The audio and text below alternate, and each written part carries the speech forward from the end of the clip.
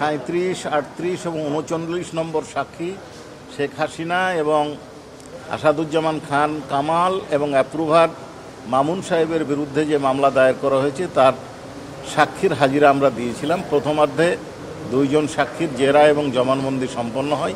Second হাফে পুলিশের SI সশস্ত্র আশরাফুল ইসলাম তার জবানবন্দি দিয়েছেন। তিনি পাবলিক ওয়ার্ডার ম্যানেজমেন্ট মিরপুরের ব্যারাকের কর্মরত থাকা অবস্থায় তাকে 5 তারিখ সকাল 6টার পরে শাহবাগ থানায় নিয়ে আসা হয়। এইখানে এসে উনি শুনতে পান যে তৎকালীন পুলিশ কমিশনার সকাল 5টার সময় এবং 6টার সময় এডিসি সুদীপ কুমার চক্রবর্তী ব্রিফ করেছেন এবং তাতে উনি নির্দেশ দিয়েছেন আন্দোলন দমনের জন্য গুলি করা সহ অন্যান্য ব্যবস্থা গ্রহণ করতে হবে। এরপরে উনি চাংখার প্রথমে গেছেন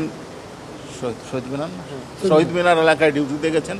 তার নেতৃত্ব দিয়েছিলেন শাহ আলম মোহাম্মদ আক্তারুল ইসলাম, ইমরুল, ওসি আরশাদ এবং আরও অনেক সদস্য ছিল।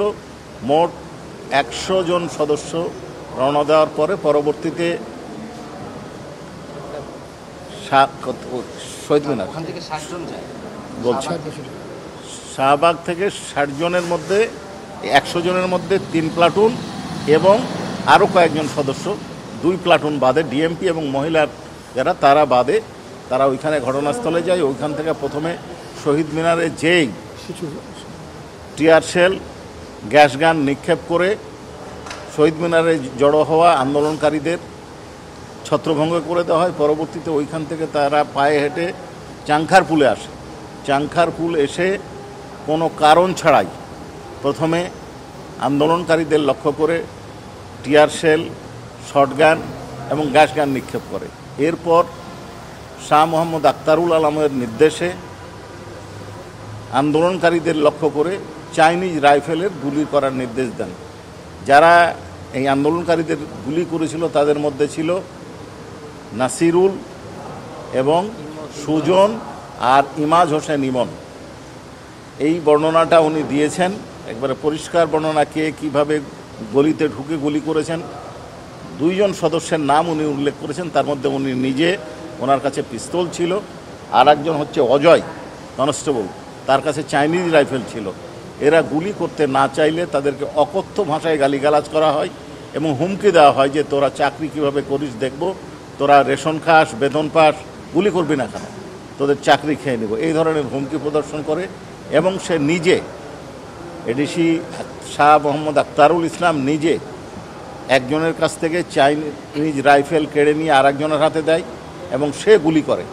আর অতিরিক্ত গুলিও তিনি নিজের কাছ থেকে সরবরাহ করেছেন এবং এই গুলিতে বেশ কয়েকজন আন্দোলনকারী গুলিবিদ্ধ হয়ে লুটিয়ে পড়ে, যাদেরকে এই সাক্ষী ঘটনাস্থল থেকে নিয়ে যেতে দেখেছেন। পরবর্তীকালে উনি থানায় গেছেন। থানায় যাওয়ার পরে দেখা গেছে যে গুলি করেছে তার নামে ইস্যুকৃত সম্পূর্ণ গুলি উনি জমা দিচ্ছেন। তখন তাকে জিজ্ঞাসা করা হলো যে তুমি গুলি কোথায়, তুমি তো যত রাউন্ড তোমার নামে ইস্যু হয়েছে তত গুলি তো তুমি জমা দিতে পারো না, তুমি গুলি করেছো, আমি নিজে দেখেছি। তো বললো না, এই গুলিটা, অতিরিক্ত গুলিটা শাহ আলম মোহাম্মদ আক্তারুল ইসলাম তাকে সরবরাহ করেছেন।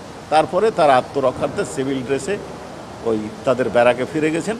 এই জবানবন্দিটা উনি বলেছেন যে ওনার সামনে গুলি করা হয়েছে, কিভাবে গুলি করা হয়েছে তার ভঙ্গিমা বর্ণনা দিয়েছে।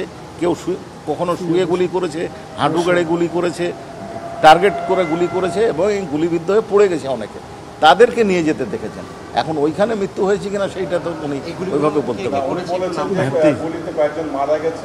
এটা জি জি আন্দোলন গুলিবিদ্ধ হয়ে পড়ে গেছে, তাদেরকে নিয়ে গেছে।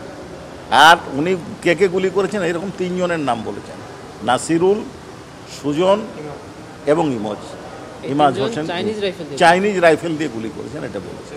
উনি যেটা বলেছেন যে আইনে প্রপোর্শনের বল প্রয়োগ, অর্থাৎ আন্দোলনকারী যদি আক্রমণ না করে তাদের উপর কেন গুলি করা, অর্থাৎ কোনো কারণ ছাড়াই আন্দোলনকারীরা কারণ ছাড়াই গুলিটা করা হয়েছে, অপ্রয়োজনীয়, অবৈধ, এটা নির্দেশ দেওয়ার কোনো প্রয়োজন ছিল।